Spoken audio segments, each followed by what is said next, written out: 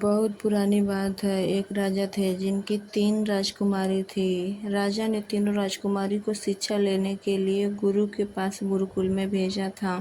तीनों राजकुमारी कई वर्षों तक जंगल में अपने महलों से दूर रहकर अपने राज्य वापस आई थीं। राजकुमारी के महल वापस आने की खुशी में राजा ने बहुत बड़ी दावत आयोजन करवाई। राजा ने अपनी तीनों राजकुमारी को दावत के दौरान राज्यसभा में उपस्थित रहने को कहा था।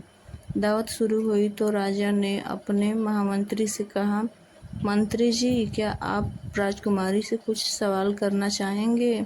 हमें भी तो मालूम हो हमारी राजकुमारी हमसे दूर होकर गुरु से क्या शिक्षा पाकर वापस आई हैं। महाराज की बात सुनते ही मंत्री जी ने कहा, अवश्य महाराज, मैं इन तीनों राजकुमारी से एक ही सवाल करना चाहूँगा। आपका प्यार तो हमें मालूम है कि आप इन तीनों राजकुमारी को एक बराबर प्यार करते हैं, पर हम सभी सभा में उपस्थित यही जानना चाहेंगे कि तीनों राजकुमारी आपसे कितना प्यार करते हैं।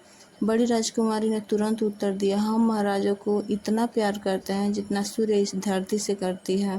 राजकुमारी का उत्तर सुनकर सभा में उपस्थित लोग खुश हो गए। दूसरी राजकुमारी ने कहा, मैं महाराजा को इतना प्यार करती हूँ जितना महाराजा अपनी प्रजा से करते हैं। सभी लोग यह उत्तर सुनकर भी प्रसन्न हो गए। तीसरी राजकुमारी ने उत्तर दिया, मैं महाराज को इतना प्यार करती हूँ जितना लोग खाने में नमक से करते हैं। तीसरी राजकुमारी के उत्तर से सभा में उपस्थित सभी लोग हंसने लगे। मंत्री चुपचाप राजकुमारी के उत्तर पर विचार कर रहा था। तभी महाराज की गुस्से भरी आवाज़ मंत्री के कानों में पड़ी, मंत्री, अभी तुरंत आप कुछ सिपाहियों के साथ जंगल की ओर प्रस्थान करें।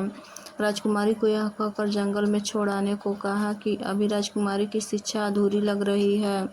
राजकुमारी अपने पिता के मुंह से यह सुनकर दंग रह गई। उन्होंने सोचा था कि महाराज मेरे उत्तर से प्रसन्न होंगे, पर उन्होंने तो मुझे दंड दे दिया। राजकुमारी अपनी आंखों में आंसू लिए महल से बाहर आई तो उन्हें मंत्री ने एक घोड़े पर बैठने को कहा। राजकुमारी घोड़े पर चढ़कर बैठ गई तो मंत्री जी के साथ 2 सिपाही और अपने अपने घोड़े पर चढ़कर जंगल की ओर रवाना हो गए। राज्य से बाहर निकलकर मंत्री ने राजकुमारी से कहा, आपका उत्तर तो सबसे सर्वश्रेष्ठ था, पर आपको सजा क्यों मिली मैं तय नहीं कर पा रहा हूँ। राजकुमारी ने उत्तर दिया, मैं महाराज पर नाराज नहीं हूँ। दुनिया का दस्तूर यही है, आप लोगों के विचार से हटकर कुछ करते या कहते हो, दुनिया उसे समझ नहीं पाती। इस वजह से अब मुझे सजा मिल गई।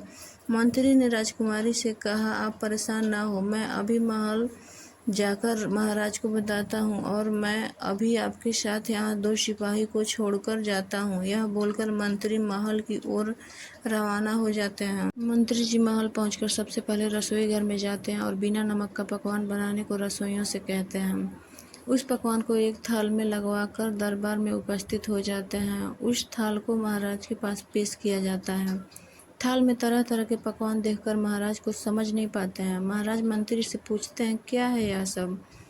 राजकुमारी को आप जंगल छोड़ आए? मंत्री ने उत्तर दिया, जी महाराज, और साथ ही आपके लिए यह भोजन है, आप इसे चखें और बताएं कि कैसा बना है। महाराज खाना खाते ही समझ जाते हैं कि मंत्री ने यह थाल क्यों बनवाया है। महाराज को अपनी राजकुमारी की कही बात याद आती है, जितना खाने में नमक जरूरी है उतना वह प्यार करती हैं। महाराज की आंखों में आंसू आ जाता है। वह तुरंत मंत्री जी के साथ जंगल में राजकुमारी के पास पहुंचकर उनसे अपनी गलती की माफ़ी मांगते हैं और राजकुमारी को अपने साथ महल लेकर लौट जाते हैं।